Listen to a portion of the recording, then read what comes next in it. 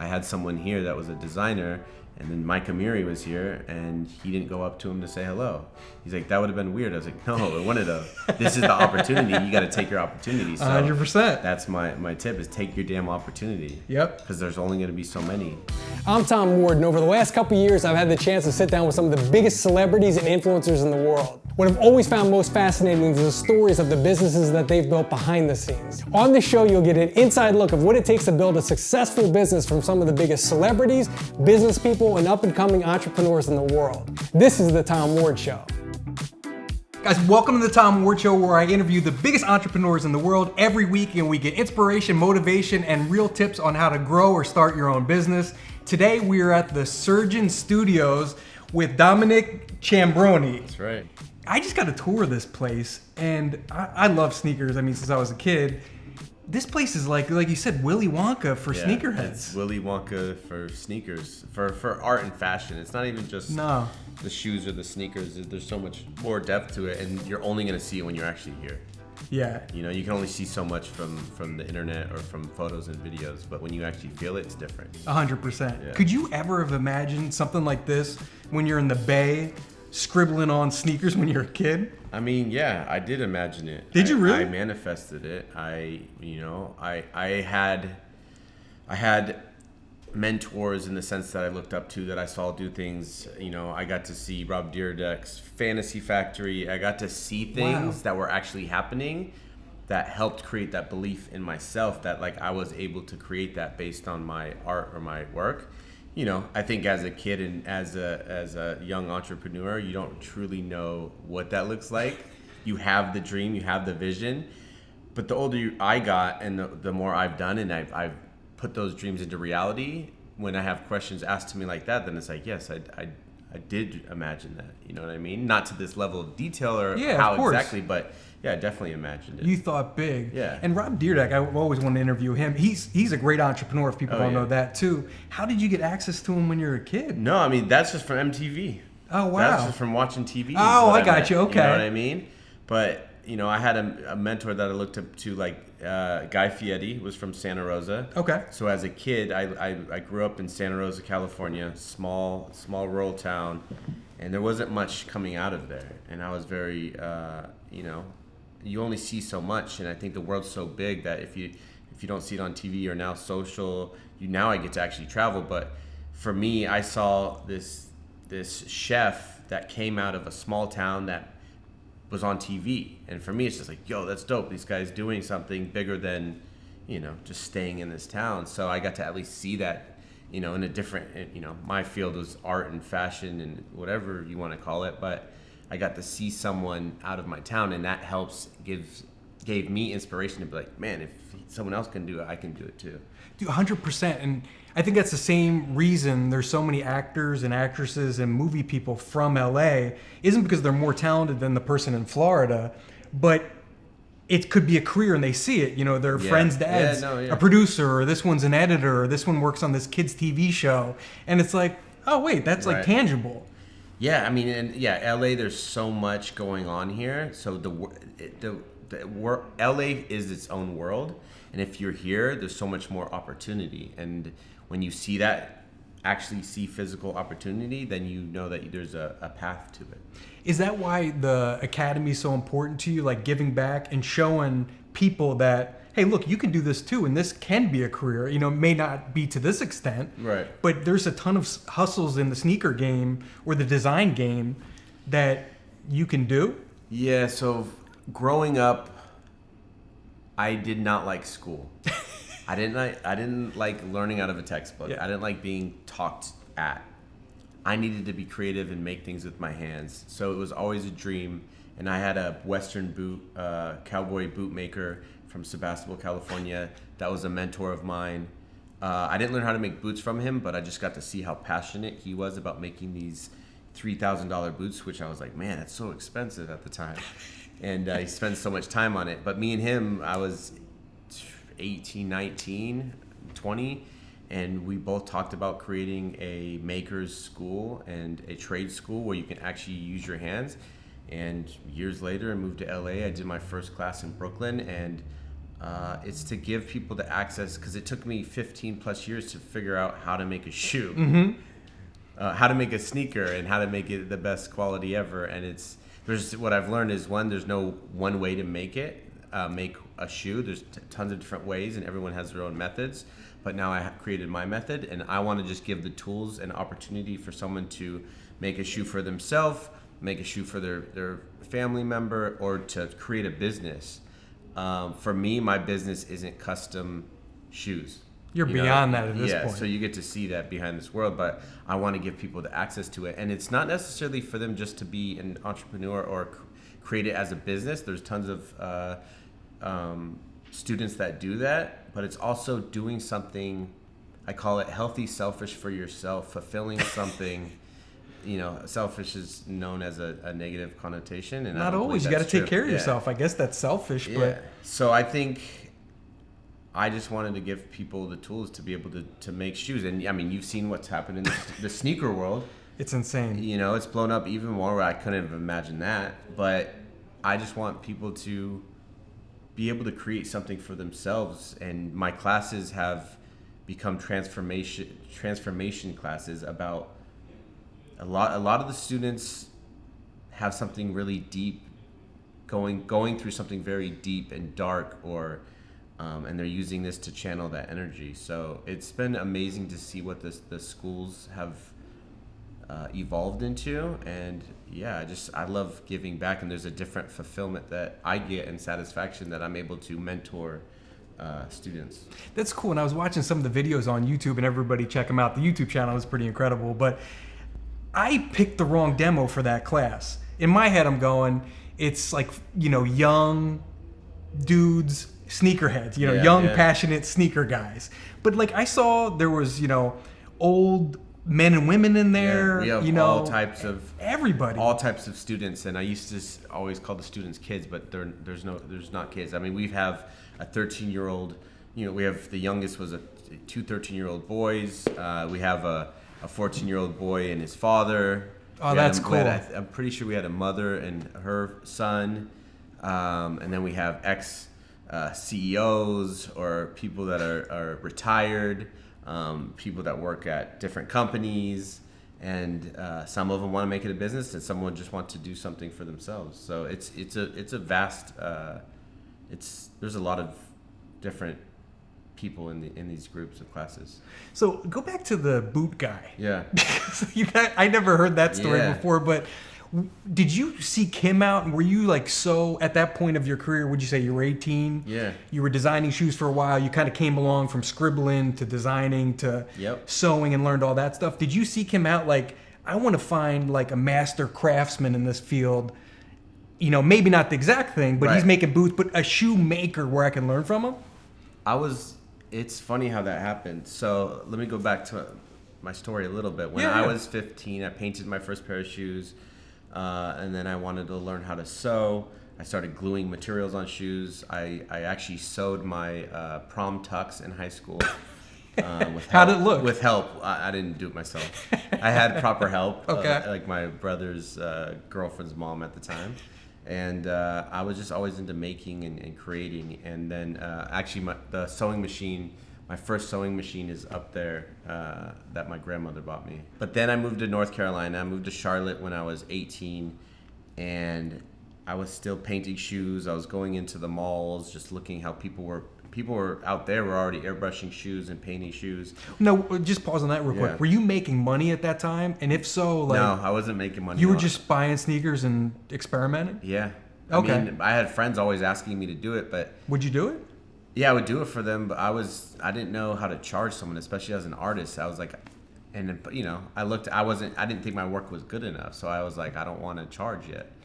And I think... growing up, my parents' relationship with money was very unique, and mine, even to this day, it's unique. Not everyone, sees money the same, and it's like, how do you have that relationship with money? And mine changed when I would truly understood that when I'm creating something, it takes my energy and my time, and when someone pays for it, however that money comes from, they had to work for that money. So it's an energy exchange. It's not just It's not just dollars and cents. It reminds me, and I'm going to screw up the quote, but Leonardo DiCaprio had this quote where I think he did like 5 minutes in a movie, and he got paid like $3 million for it, and some like reporter or somebody was like giving him for it. It's about what? And he's like, no, they're not paying me for the 5 minutes. Right, they're paying me for the 20 years it took to get there to be able to make the 5 minutes look good. Yep.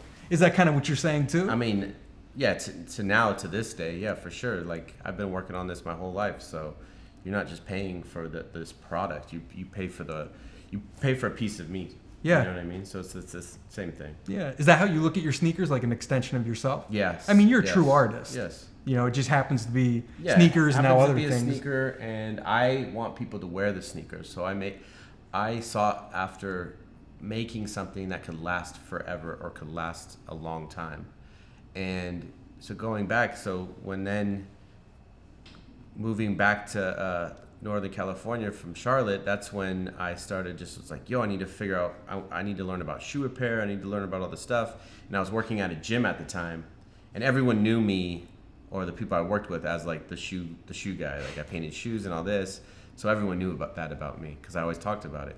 And then one of the girls signed up, Michael Anthony, who was the bootmaker. He's like, I just signed this guy that makes shoes. And I was like, what? I was like, how? That doesn't even exist. Like, what do you mean? That's a job. And then I met him, and then it was like these boots, and I was just like, it was amazing just to see how much time and energy you put into these boots. And I mean, he made boots for George Lucas and for all types of people, and he's still a friend of mine. I still need to go. That's cool. I still need to go take a class. I actually paid him to make a pair of boots, but then I was like, you know what? I'm gonna do it with you, and I just haven't had the time. That's so cool. But so I mean, I kind of seeked him out, but we kind of seeked each other out in a sense. Watching him, did you realize at that time, like, actually, this could be like a job, and I could make money from this? Because you seeing him do it and charge $3,000, did you have the confidence in yourself yet to even think of that? I was still in schooling in a sense. I never went to school for this, but I was still like trying to figure out how to learn this stuff. So to see him, it was like, okay, that's what he's doing with the boot is what I want to do with sneakers, because it doesn't exist. And it truly didn't. No, it didn't. I mean, you would have to go to Italy. You'd have to go to different parts of the world to take a proper class, or go to a college, and they don't even teach you actually how to make the shoes by hand. It's like there's so much more to it. So I don't know if it was about the money yet. It was still about just like me trying to figure out how to create what I was searching for. Yeah. It was just kind of at this time you're perfecting your craft. Yes. Like as any artist in whatever medium you're in. You got to put in that book that your 10,000 hours, 100%. Yep. And it sounds like you put in your 10,000 hours for sure. Maybe more. I mean, if you look at all that time, maybe not necessarily making sneakers, but studying them and looking at them. 10,000 hours, but I'm still like, I don't even look at it. I don't feel like I got there yet. Okay. I've hit the 10,000 hours, but I haven't got there yet. It's this never-ending thing. You're always learning. Yeah. How important is passion when starting a business?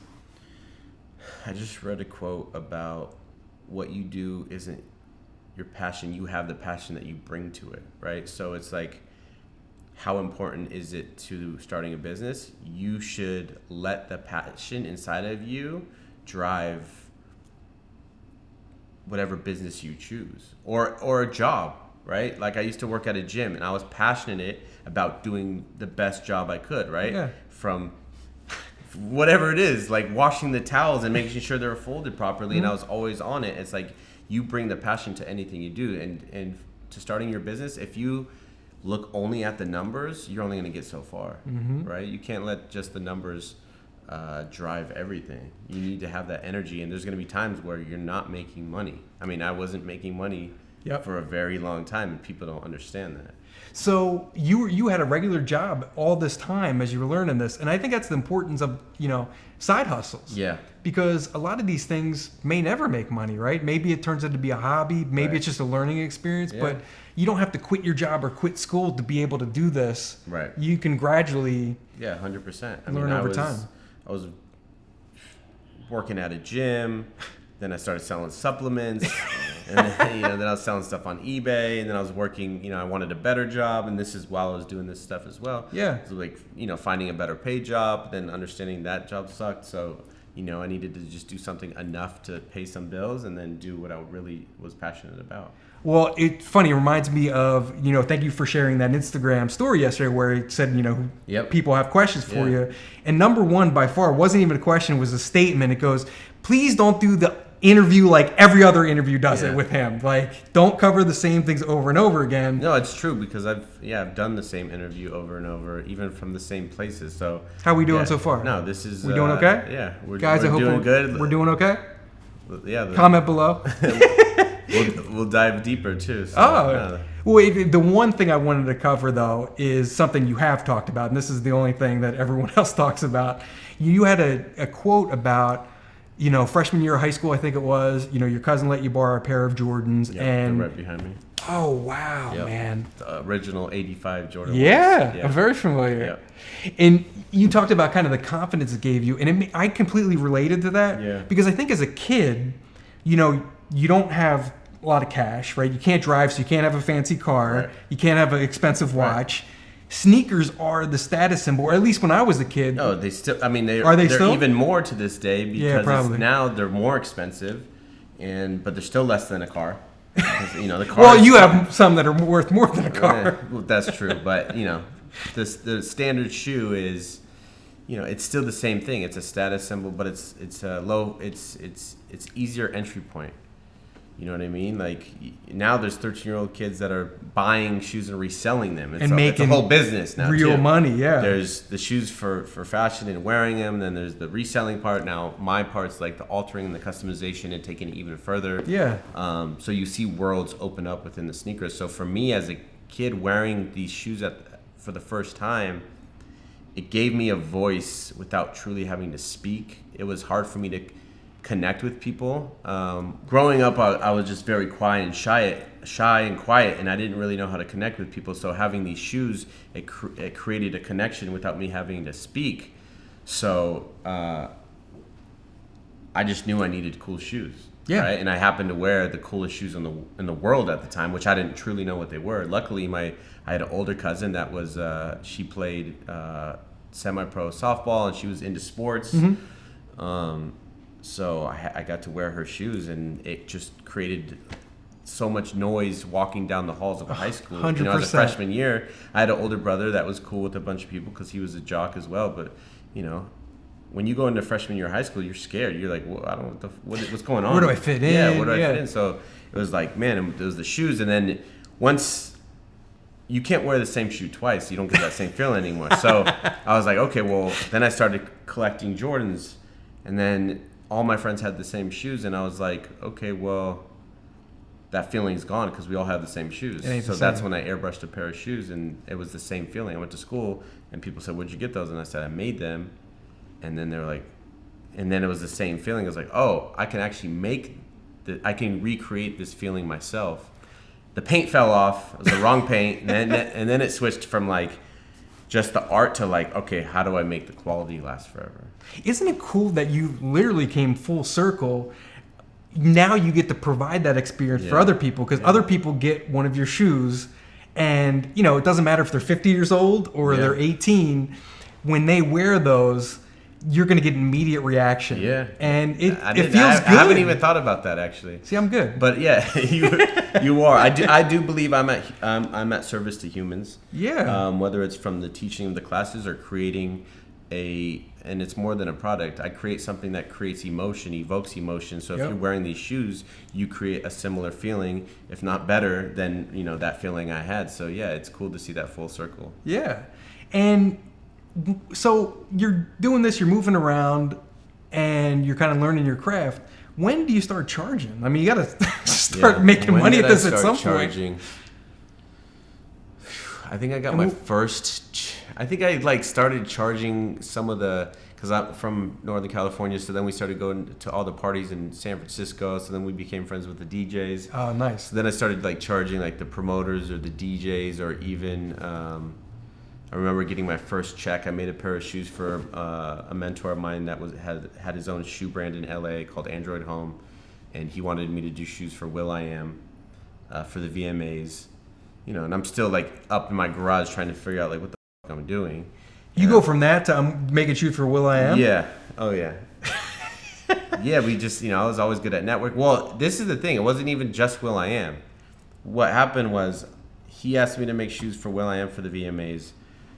I got asked to make shoes for a TV show called Law and Order SVU. Which I love that pretty show. big. Big fan. Yeah. You got to see the episode. It's called Personal Fouls. It's old. Okay. It's an older one, but the shoes were the main part. I'm not in it. The shoes were the main part of the Wow. shoes. So I got asked to do that. Will.I.am, and I was making shoes for the highest end boutique in Los Angeles called H. Lorenzo, all at the same time. And you're still living in the Bay at Yes. this point? Okay. So I was In your driving garage. yes.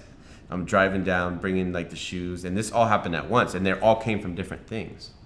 So when people ask me all the time, what was the one thing that did it for you? It's like there's no one thing. It's a series of events. Yes. So, but yeah, I mean. So there's got to be something before you get on SVU and Yeah. Will.I.am. That's when I started charging before that. So Yeah, before you. It was just what like- were you doing? What kind of work? You're beyond just painting at this point. Are you making shoes? Yeah, well, I wasn't fully making them. I was customizing them. So that's where I learned shoe repair, where I could put material on the shoe, sew it together. There's a few pairs in here that I'll show you later. But and then charging like $150 for some Vans. Actually, I have a pair that I charged one of my friends at the time $150, and he was trying to. Everyone was asking for a better price. You know what I mean? Of course, And I'm just they like- know you. Yeah. Yeah, you're So, just even you to know. this day. So, but that's when I started charging, and then I talked to a friend of mine, and she was the one that really was like, just think of it as an energy exchange. It's true, just like it's not about money; it's about the energy that you guys are both creating. So it was cool to like work past that through me, and started charging $100, $150, $300. Then I made a Python Jordan, or then I have a photo of me holding a check, my first check from my friend at Android Home. I don't remember the amount. It was like 400 or 500. I don't remember 600. Did that seem like the world at the time? Well, that month was a big month for me because I did that one and the Law and Order, and then I did so it was, I made $15,000 a month in that. Wow. At 22, 23, that was a lot of money. For That's me, you know what I real mean? dough. It was gone the next month. So Would you spend it on sneakers? alcohol, yeah, partying. partying. Sure, of course. You know what I mean? Just dumb stuff. Why not? Eating. I mean, just Yeah, anything. You're in your 20s. Yeah. That's a big check to Yeah. get. So, but yeah, that's when I started charging, and then I made and then that didn't last long, and then months went by. I'm still just like in my garage trying to make. It's like making art, right? And then figuring out how to get it to the world, and that's when Instagram happened. And I put a Python Jordan 4 on Instagram, and it like blew up, and it became its thing. And then people started emailing me like, "Hey, I want a pair." And then other customizers started making a pair, and then started charging like $300, $500, and it cost me more money to make them. But that's just what you do, You're just like feeding the hamster wheel. Yeah. And then I linked up with another artist, and we started doing a shoe called Misplaced Checks, where we would slightly customize a Nike, and that one went viral and became a thing. Like everyone needed these shoes. I was producing them, helped design them, and then I was making it a business, and that's when I moved to LA. Before we go to LA, where I read somewhere you were talking about inspiration, and I read you were talking about like you were making a pair of sneakers, but you saw a cool shirt, and you just go, "I'm going to cut that fabric up and make it into a shoe." It just seemed like such a cool idea. Where do you get like inspiration from? Like from anywhere? Do you get it from other clothes? Yeah, I mean, my inspiration comes from everywhere, man. And now with the world of the internet, there's inspiration that comes from there. But for me, I really like to travel and to like go to material spots. I'm more of a material guy than a sneaker guy. People think I'm a sneakerhead, but I'm not. I just like making shit. Mm-hmm. Like if in the other room over there, you'll see a sewing machine table that I built. And I want to talk more about that later, of kind of what the future looks like beyond sneakers. I mean, since I was a very young kid, I was always just making it, and the only way I knew how to do it was just if I had an idea, I needed to physically make it. Yeah. I wasn't really a drawer. I didn't do much. I just needed to physically make something. So, I mean, the inspiration just comes from, I think, the energy from all of the things that I've visited in places. You know, I'm going to ask a question. Somebody asked on Instagram. I'll give him a shout out. Jules Ziegler. If you want a shout out in one future video, just take Jules Ziegler. Yeah, Jules Ziegler. Take a picture of the interview and tag me on Instagram in a story, and we'll get you in a video. But I always want to give people shout outs. He said, "Do you ever have creative blocks? And if so, what do you do to push through?" I'm sure people have. I write, so I have writer's block. Do you ever have creator's block? Is that a thing? Yeah.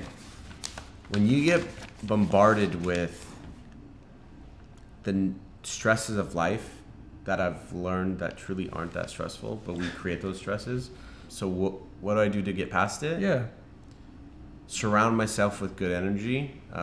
Really dive deeper to myself. Meditate. It truly. I meditate every day too. It truly brings out this different energy, and it quiets a lot of the things. And what kind of meditation do you? I do a lot of guided meditations. I actually used to have a friend in here. We do guided meditations. Cool. Yeah, that's something definitely that helps you. I've been doing for a while, not consistently. Like it comes and goes, but it's definitely something that will really get you more in tune with your creative side. Is there certain is music an inspiration too? Is there certain albums you'll go to, to snap you out of it? It's funny because recently I just felt kind of like numb or bored to life, and then because I haven't been listening to any new music or even old music, and then I put on St. John's album, his second album, which is amazing, and I put it on again, and I was like, oh shit, this is what I've been missing again. Yep. Like you just feel the energy, and so yeah, definitely music, and music is definitely helpful. Yeah, I'm the same. Like I'm a music nut, and to this day, my kids even know to stay away Friday morning because it's New Music Friday. And I still I'm 17 years old, going to the CD store. Yeah. I'm seeing what's new and what's going on, and it's good energy, and it's just something fun to do. I just started putting music on in my house as soon as I wake up. Just put a random mix on all my speakers, and just even with the kids there, just let them feel it and see. It's cool. Yeah, my kids hate it, but it'll be in their DNA at some point, so they'll have random. They'll like it eventually. Yeah, they'll have random music trivia that they'll never be able to use. So what did Will.I.am do for you? Did he actually give you shout outs? No. On social? What did that actually do for you besides a check? No, it was just a job for them that I did, and it was cool. But you get so much more to it than the money value, and that's what I believe is all energy. And he wore them on stage at the VMAs, and he did the song with Nicki Minaj, and it was all over the blogs, with my name on it. So wow. I had that,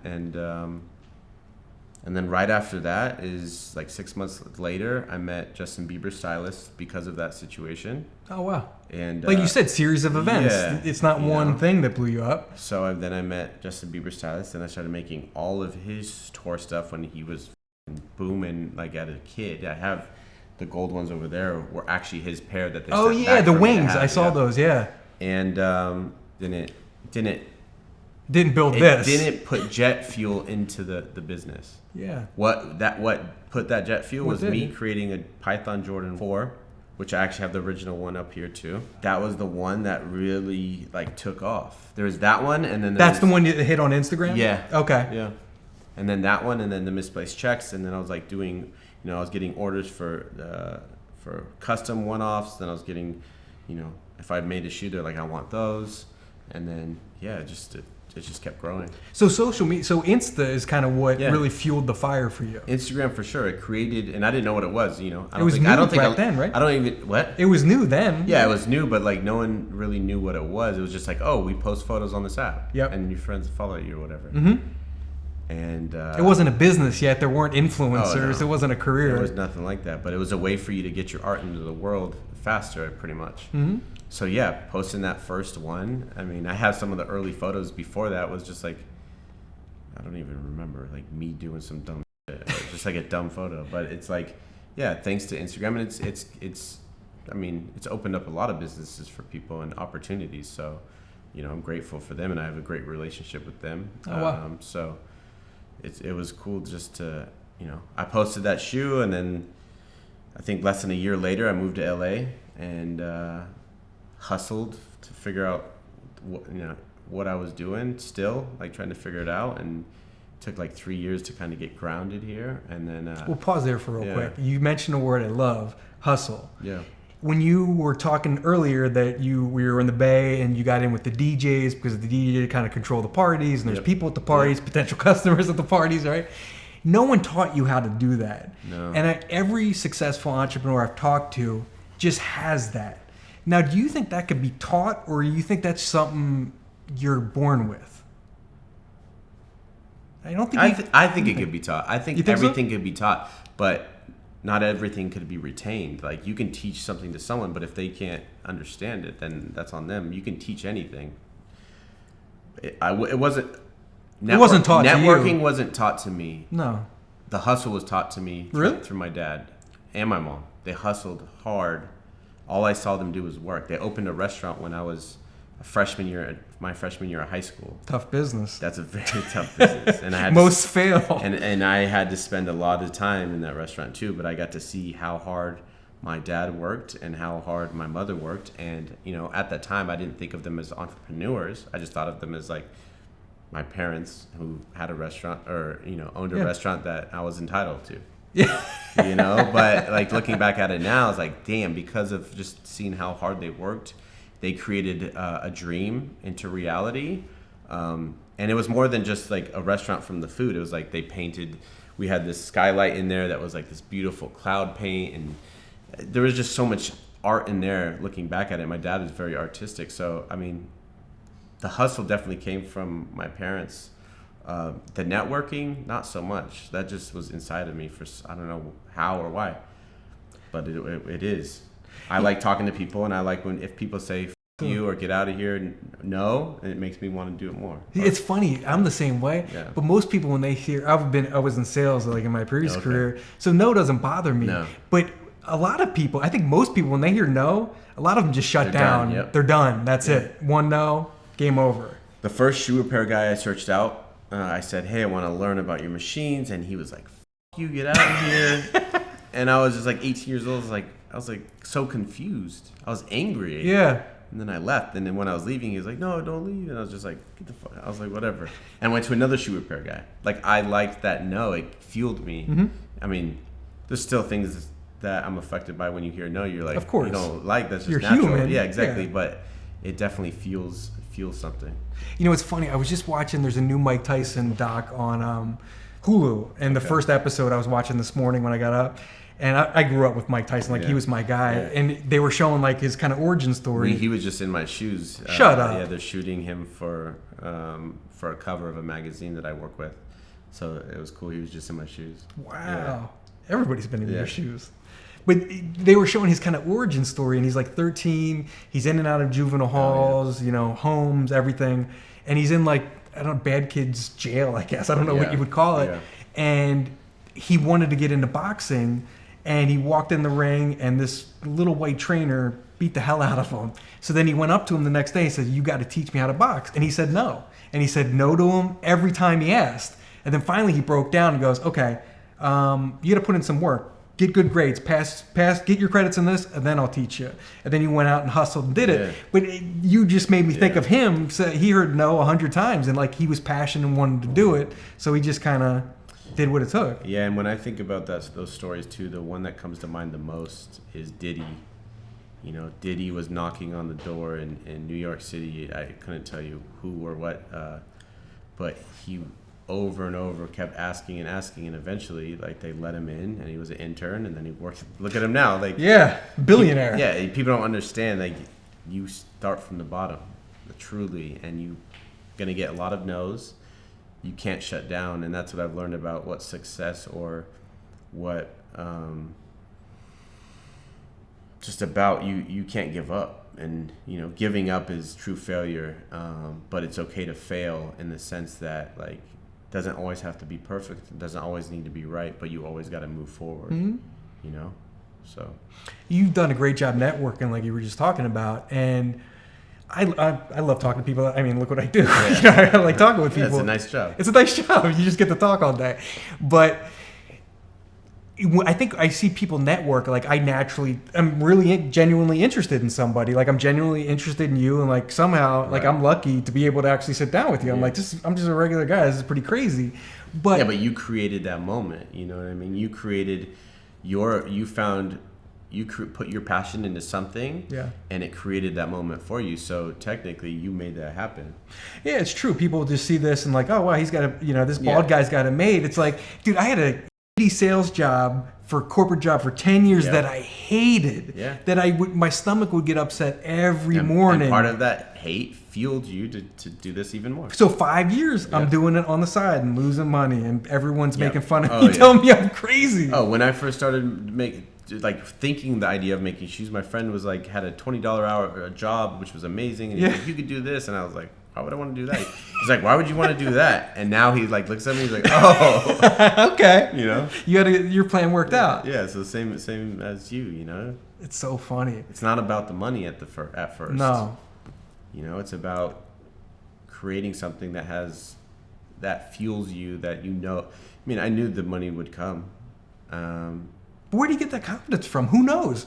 I don't know. You know, when you're scribbling on sneakers, and when I asked you before, if like, could you have ever imagined this? You said, yeah. I mean, in a sense, kind of, yeah. I could have my playground and do shoes and all this other stuff. Like, where do you get that confidence or belief from? Because it's a pretty crazy idea to have when you're in 7th or 8th grade to think that this could possibly come true. Yeah. Like, where does that come from? I think that belief. Yeah, I think as humans, we're all wired differently, and I'm wired extremely sensitive to energy and to myself, and I've had a lot of dark times in my life that I didn't understand, and I fueled that into this even more. And I think some creatives have the very highs and lows, and you know, like you see what Kanye deals with. And, you know, there's just I have a different type of energy inside me, and I'm very intuitive, and I'm learned to connect with myself, and I'm wired in a certain way. Mm-hmm. You know? And artists are different people. My father-in-law always says that, like, they're different people than us, than regular people. Somebody watching this, if they're not an artist, they kind of think differently.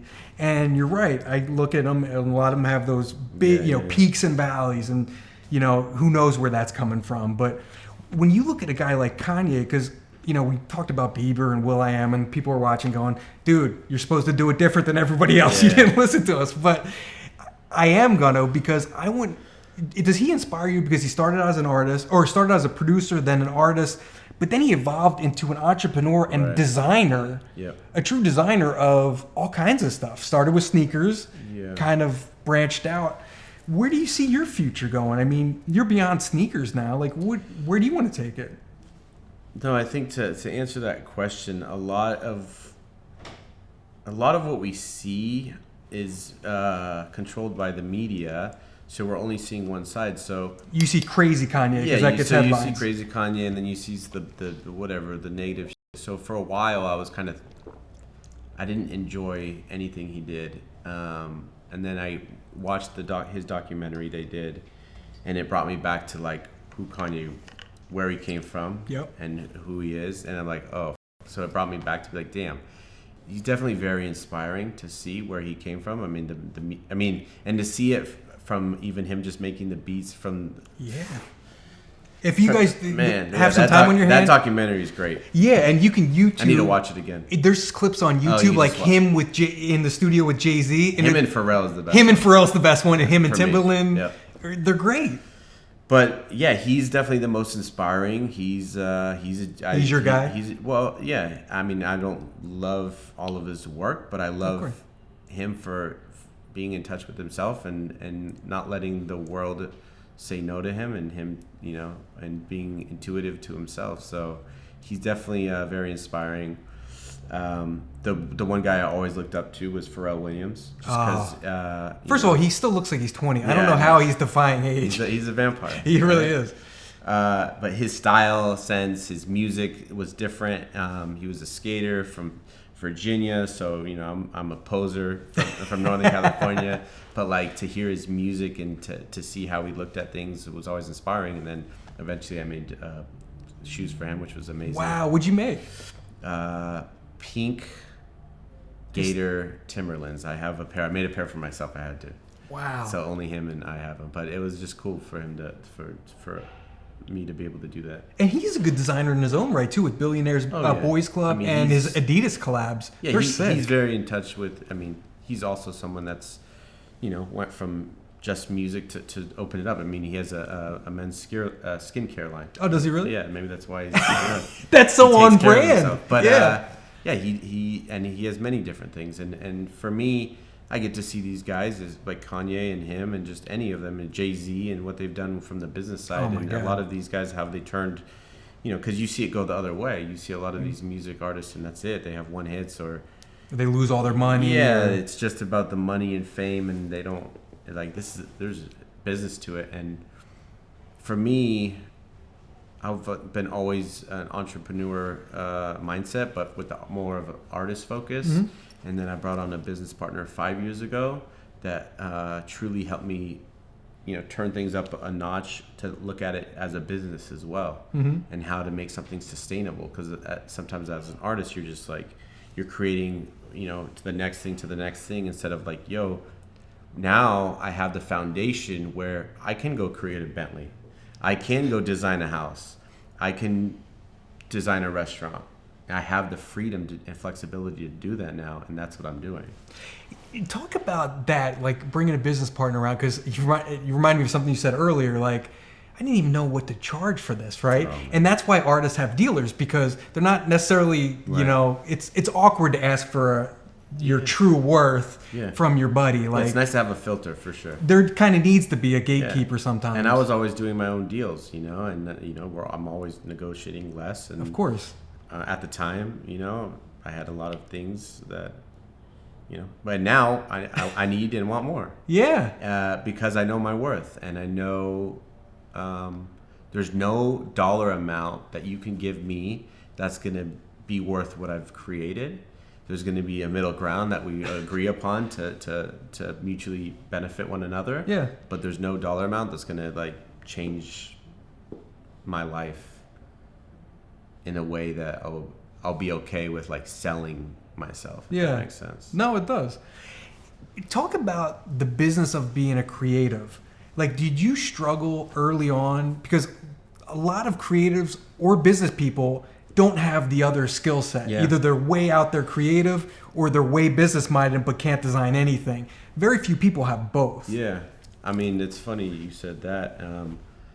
I had an event the other night, and I was just sitting with a friend of mine. She's a lawyer, and like it was just talking about something in another room of like how I'm trying to tell her to go get it, and the way I speak and my perspective on that is different than like she was able to get different words out of my head just by how I was speaking. So us coming together created a whole different vibe, which was like, this is dope. I need someone like that, like always by my side to translate, to me. But for my business partner, he is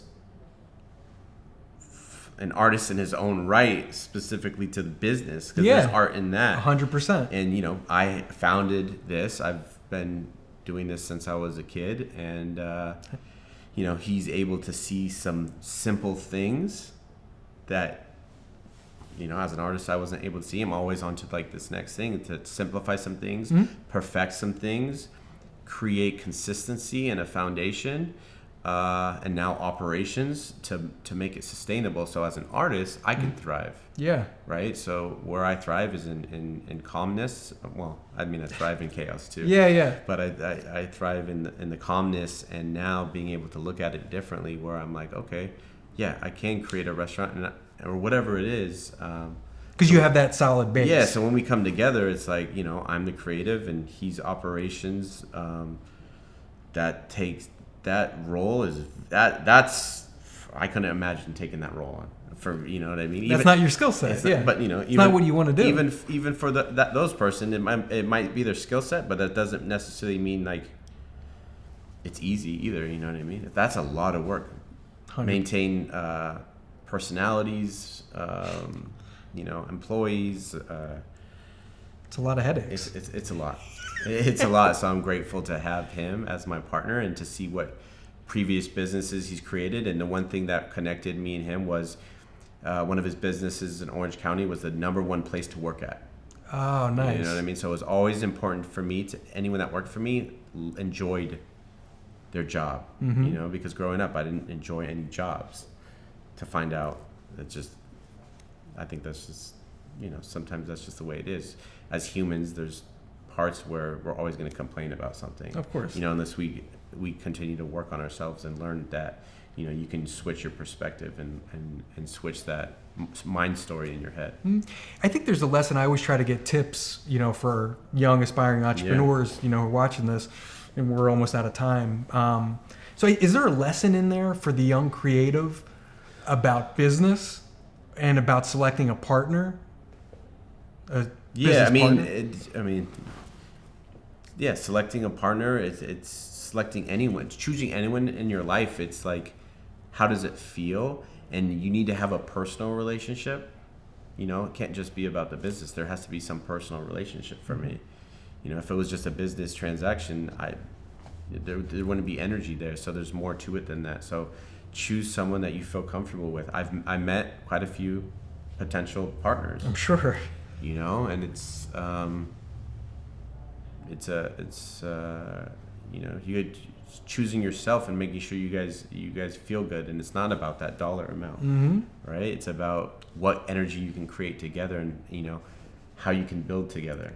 You sound like a real relationship guy, and it sounds like you take the same approach to networking, which I think a lot of people don't, which is making the connection, enjoying, you know, meeting somebody and kind of meshing and just talking. Yeah. Where I think a lot of people go at it from the other angle is, you know, I want to hit this person up so I can get this, or so you can promote this, or so you can tag me in this. What advice do you have for people just looking to network? I mean, just be honest, authentic, and real. And if you want something, ask for it. And don't be scared for someone to say no, but also come, you know, when you meet someone, don't just you should never just expect something.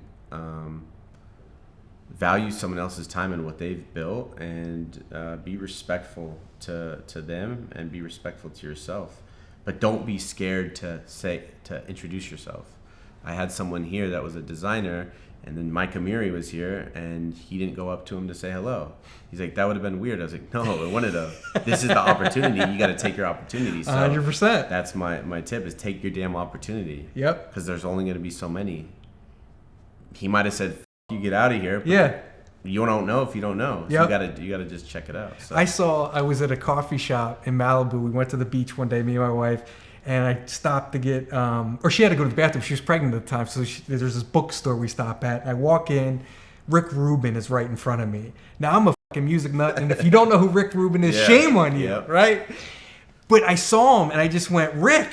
And he looked at me like, because he thought like he knew me or something. But he kind of looked at me like, you know, do I know you? Yeah. And I was just like, dude, I'm a big fan. And then he kind of, you could tell, got guarded. I go, like, what connection can I make? It's all about connections, right? I go, I know he's in Howard Stern and he does transcendental meditation. I'm like, dude, I'm a huge Howard Stern fan and I do TM too. And then it clicked. It opens up a little bit. Yeah. And it was just 5 minutes, you know, of just talking with him. Yeah. But for me, that meant the world. Like, I got to meet one of my heroes. Yeah, no, I mean, but you're confident in yourself to just be able to say hi.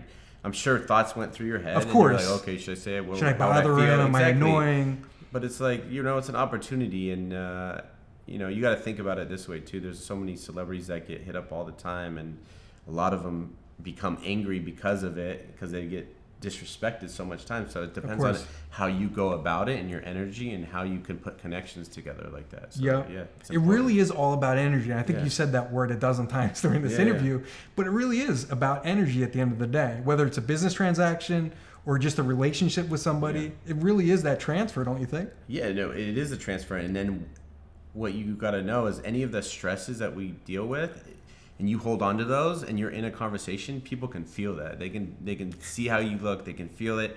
So when you can just relax a little bit and like just be easy and, you know, not put too many worries, then the flow state is easier, and just it feels like you're just, you know, flowing like we should be in this world. Yeah.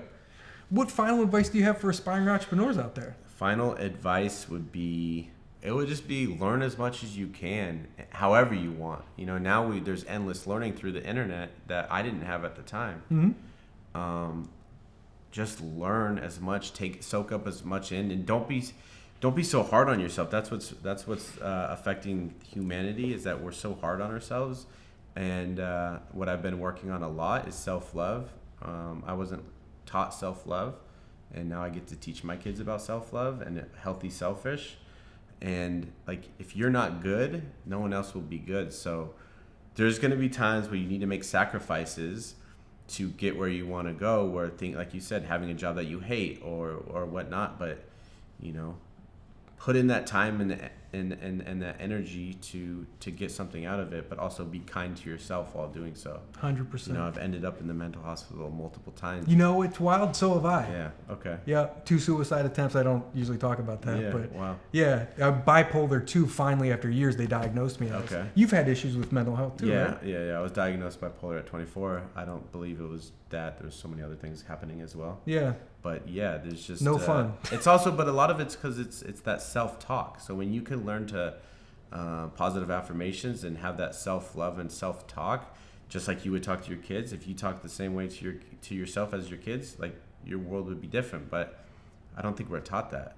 No, and it's so true. I love when people say, and it's so true, my self-talk's negative a lot, right? I call him my internal critic, right? He's always criticizing every move I make. But if I talk to somebody else, if somebody else talked to me like that, I'd punch him in the face. You know what I mean? Or I'd run the other way. So we need to be aware of that, and that's how we need to talk to ourselves. And that's the message, the bigger picture of where I'm headed, is to be able to communicate that to the world and share, create a how do you change humanity? It's one person at a time, and being able to share your story, but also speaking on the stuff you went through to get that connection first, and then sharing how you're doing it and being vulnerable and being able to do it. And yeah, the more you can talk to yourself in a positive way, and a lot of people then take it as narcissism and a lot of this stuff, which I had a conversation with my dad about my kids, and I'm like, I'm going to teach them how to love themselves. And he said something about narcissism. I'm like, they're always going to be, I'm going to teach them how to be respectful and how to be good humans, but also put themselves first. Because if you don't put yourself first, you get taken advantage of. There's so many things that happen. So it's a balance, and there's no right energy. There's no right form to create it, create a perfect future. But there's little things you can do. So it's the self-love. It's to really work on yourself, and it's a forever thing. You never reach that point of like, I'm here. And that's, as a kid, I was always like, okay, I need to reach whatever this point was, and that's a never-ending thing. So once you realize that, then I think things will get easier. Because for me, I had a very challenging childhood, and I'm sure a lot of people do, or even life. By your choices, you can get to a place where you can create some good places to relax and like to enjoy. Because I think most of my life wasn't enjoying it. I was just like, trying to figure it out. But I'm grateful for it all to be here in this moment. So, what are your goals for the future? It sounds like one is kind of helping people, giving back what you're doing with the academy. Yeah. I mean, like, what are some boxes you want to check? Whether it's a project or a personal goal. So many different goals as a creative, right? Oh, sure, of course. Working on my original clothing line, working on my original shoes, create more schools, create more experiences, and change how retail is looked at. There's that part. Create more community, whether it's through sports and creatives, and then it's also helping change lives in an actual form of, I speak on mental health, but that's great. But giving back what we were just talking about, like, how do you speak more on self-love and the vulnerability and like the challenging side that comes with all of this stuff as well, because so many, mental health is hard to access. I mean, it's coming more because of the internet. Like, how do we access it? How do we get help for it? And physical health too, and both of those are very important. If you don't 100%. take care of your mental health and physical health, they all like coincide. So being able to share that to the world and being a mentor or someone that I can speak on, and I've had to overcome so many things, and I'll still forever have to overcome things, but to be able to share those stories, it's going to unlock and at least shift and help one person. And that's the goal, is to continue to be at service for humans. And that's why I'm on this earth, is to help others. Anything else you want to promote before we get out of here? Yeah, man. It's really Surgeon Studios, SRGN Studios. It's about creating the community. Surgeon Academy, about teaching and getting shoemaking and all types of art and craft into people's hands. So, yeah, check those out. I mean, could there be a better way to end an interview? I mean, such a positive message. First of all, thank you so much, man. No. It was really a pleasure. Thanks for having me. And a great conversation. It was a great conversation. I'm glad I've to be able to do it in here. So yeah, thank dope. you. No, I appreciate it. Guys, if you liked it, make sure you subscribe. There's new interviews every Tuesday, 10 a.m. Interviews with the biggest entrepreneurs in the world. And check out some of my old videos. If you like this one, subscribe. That'd be great. But I've got the founder of Rude. I can never pronounce his name. Ruigi. Yep. I did Ruigi. He's the best. Yeah. Great story too. So check that out. And Gary Vaynerchuk, you guys will probably like too. So anyway, thanks for watching, guys. I appreciate it. Thank you.